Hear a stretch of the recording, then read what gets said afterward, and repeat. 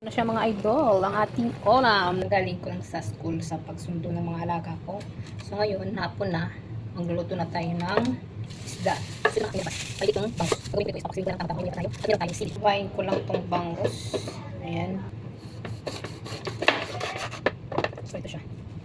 Ilinisan ko na yung ating bangus. Nauna yung aking bawang. Ayan. So okay lang naman yan mga idol. Ayan, yung ating luya para mas marami, mas mabango. Pati yung ating sibuyas. Napakasarap mga idol. Oh. Hindi pa nga naluluto pero talagang takam na ako. Ayan, tapos ilagay natin sa gilid yung ating sili. Tayo ng suka. So, hindi ko na inano. So, tansya-tansya na lang. Natin ng konting tuyo. Ayan. So, ito, nilagyan ko siya ng kaunti lang paminta. Yung ating asin. Salang na natin. So, ayan ang mga idol. Oh.